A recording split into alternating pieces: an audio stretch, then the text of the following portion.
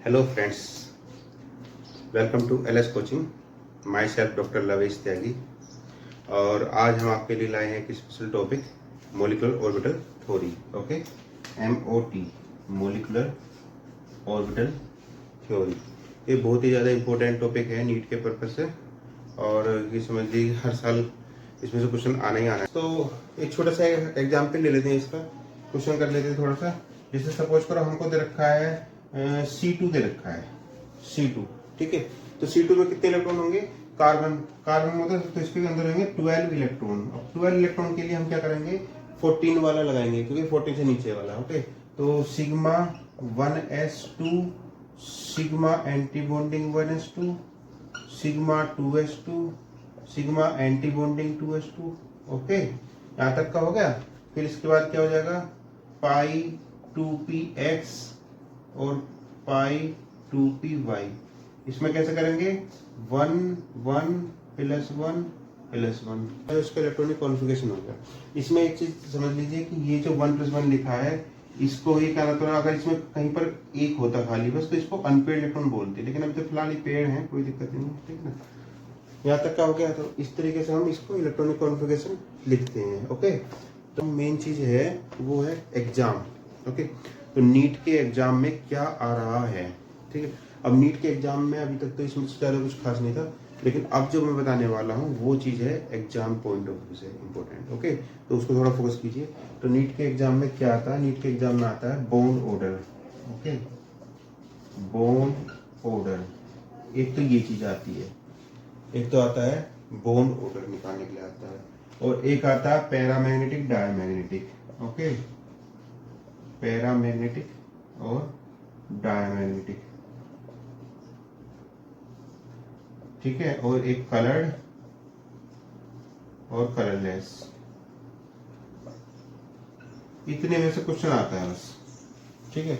Magnetic movement निकालने के लिए कभी कभी आता है, मैग्नेटिक मूवमेंट निकालने के लिए। तो पहले तो बॉन्ड ऑर्डर की बात करते हैं। बॉन्ड ऑर्डर होता क्या है, ठीक है।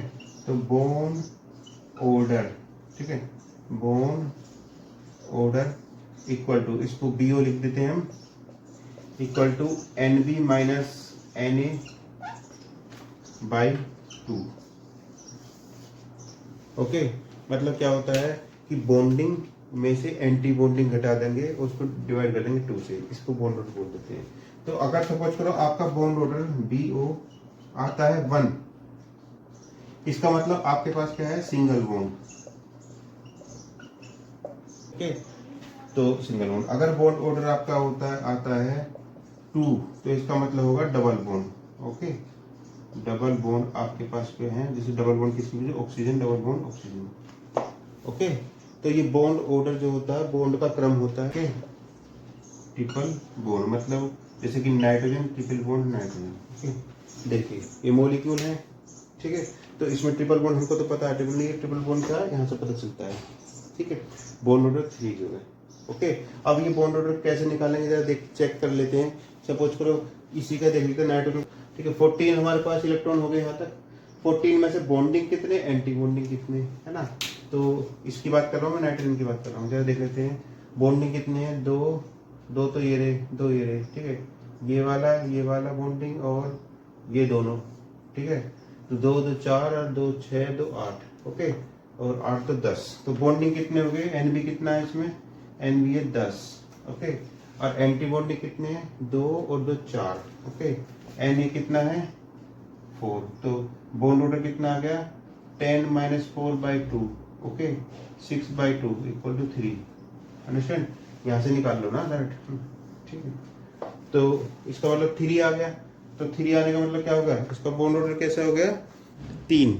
ओके, तो बॉन्ड ऑर्डर 3 आ रहा है, तो इसमें ट्रिपल बॉन्ड बन गया, देखिए जी। अंडरस्टैंड, तो इस तरीके का सीधे सीधा बॉन्ड ऑर्डर को निकालते हैं। अब देखिए, अब बात करते हैं कंपटीशन की। तो कंपटीशन में क्या होता है, कंपटीशन हमारे पास इतना टाइम होता नहीं है कि हम इतना लंबा फॉर्मूला याद करके जाएंगे, इतना लंबा फॉर्मूला हम निकाल के देंगे। कुछ बच्चे ऐसे होते हैं जो इसको याद करते रट ले, कोई दिक्कत नहीं, रट लो, अच्छी बात है ना।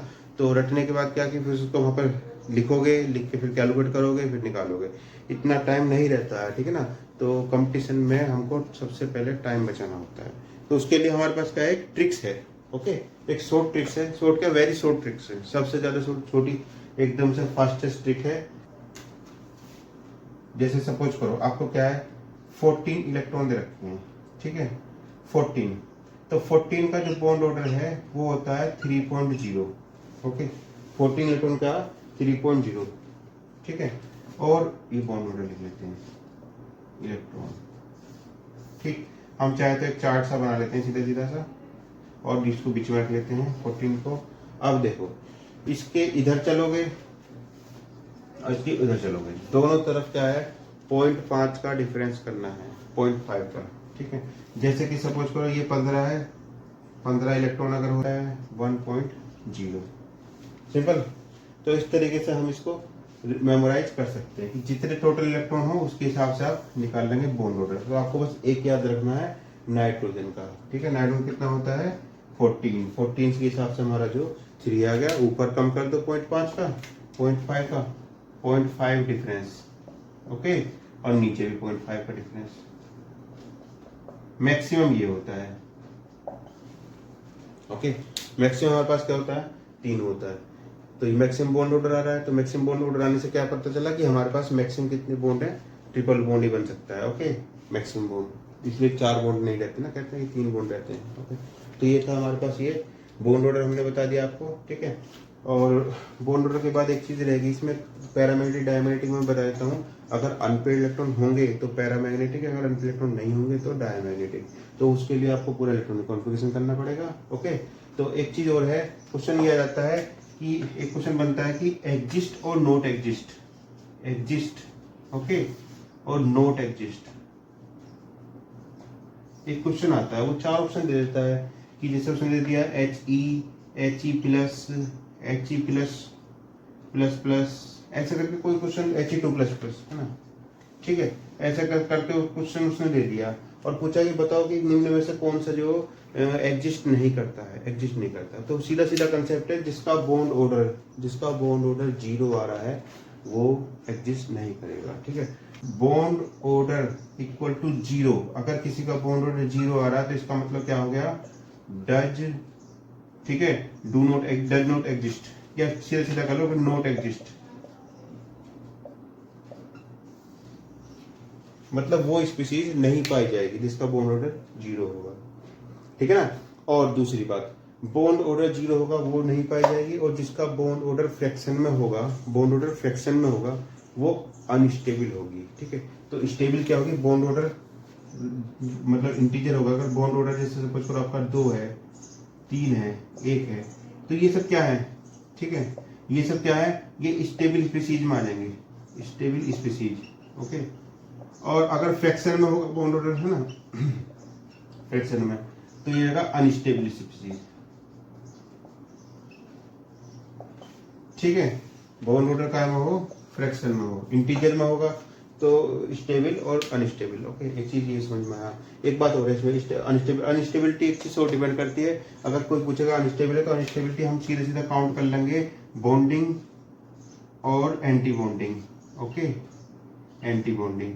अगर बॉन्डिंग इलेक्ट्रॉन एंटी बॉन्डिंग से कम है, अगर bonding electron anti bonding electron से कम है, number of bond electron number of anti electron है, तो ये अनस्टेबल स्पीशीज है। और स्टेबल का मतलब कैसे मानेंगे, स्टेबल अगर कंपेयर करा जाएगा तब की बात कर रहा हूं, तो अगर NB is more than Na, ठीक है, तब उस केस में स्टेबल हो जाएगा। यहीं से क्वेश्चन बनता है, ठीक है। डज नॉट एग्जिस्ट है और स्टेबल है, नॉट स्टेबल या मोर स्टेबल, ठीक है। तो मोर स्टेबिलिटी भी कैलकुलेट कर सकते हैं इससे, अंडरस्टैंड। यहाँ पर एक चीज और बता देते हैं, बॉन्ड ऑर्डर जो होता है, एक होता है बॉन्ड लेंथ। तो बॉन्ड लेंथ जो होता है, ठीक है, जितना बॉन्ड ऑर्डर कम रहेगा उतना बॉन्ड लेंथ ज्यादा हो जाएगा, ठीक है। तो बॉन्ड लेंथ प्रोपोर्शनल टू, ठीक है, 1 अपॉन बॉन्ड ऑर्डर, अंडरस्टैंड।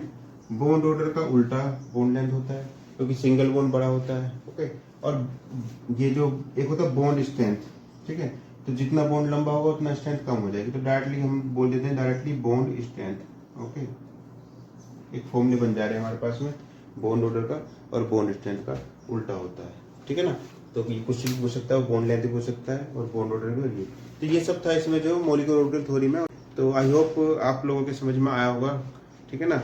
तो इसके लिए आप क्या है कि सबसे पहले जो सब्सक्राइब कीजिए, लाइक कीजिए और प्लीज़ इस वीडियो को थोड़ा शेयर कर कीजिए अपने फ्रेंड सर्कल तक। ओके, तो आज के लेक्चर यहीं ख़त्म होता है। ठीक है, थैंक यू वेरी मच और गुड बाय।